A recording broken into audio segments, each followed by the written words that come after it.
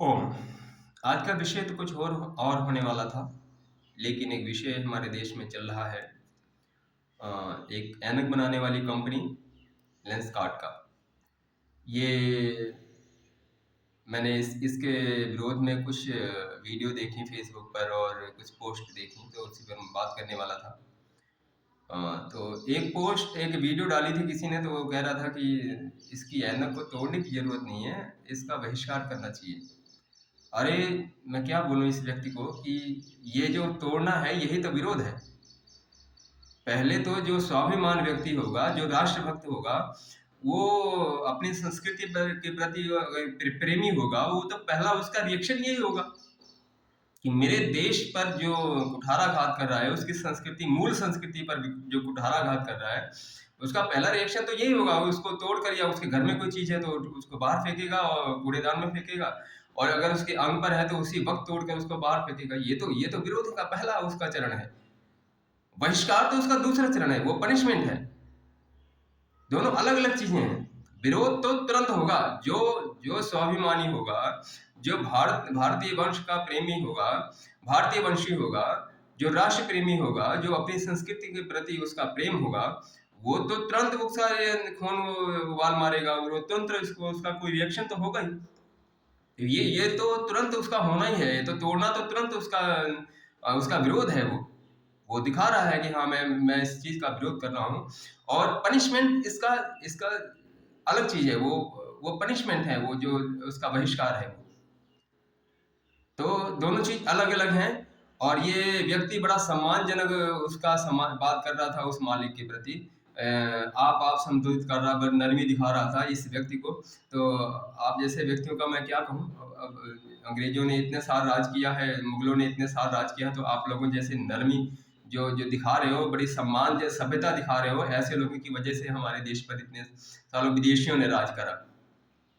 और एक भाई ने एक पोस्ट डाली थी, जो उस व्यक्ति विशेष कंपनी के मालिक के सिर पर कोई विशेष प्रकार की टोपी लगाकर दिखा रहा था कि ये इसके सपोर्ट कर रहा है। नहीं, नहीं, नहीं, ऐसी बात नहीं है।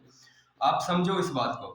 वो जो आप वो जिस जिस जो टोपी आप उसके सिर पे दिखा रहे हो, वो उसके प्रति उसका कोई सम्मान नहीं है। और वो जहाँ तक मेरा ख्याल होगा, वो उस कौम का होगा भी नहीं वो। वो तीसरी कौम का है वो व्यक्ति। क्योंकि इस प्रकार की धूर्तता जो है, जो धूर्त लोग होते हैं, वो अलग प्रकार के होते हैं वो। वो जिस जो जो जो दिखा रहे हैं बुर्का पहनकर, वह बुर्का और पगड़ी का जो सम्मान दिखा रहा है, और वो भी पगड़ी कह रहा है काली रंग की पहननी है और दूसरे रंग की नहीं पहननी, ऐसा मैंने उसमें पढ़ा है। तो अगर ऐसी, तो वो उसका कोई सम्मान नहीं है उसके प्रति। उन दोनों जो उस वेशभूषा जो उसने बताई है उसके प्रति, जो परिधान बताए हैं कि ये पहनकर आ सकते हो, उसके प्रति ना उसकी कौम के प्रति उसका कोई सम्मान है, ना उसके वेशभूषा के प्रति उसका कोई सम्मान है।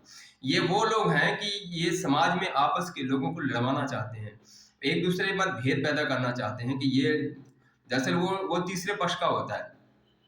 एक ट्रेंड चला है हमारे देश में, आपने देखा होगा कि लोग अपना नाम नहीं बदलते और अपना धर्म परिवर्तन कर लेते हैं। ये वही लोग हैं।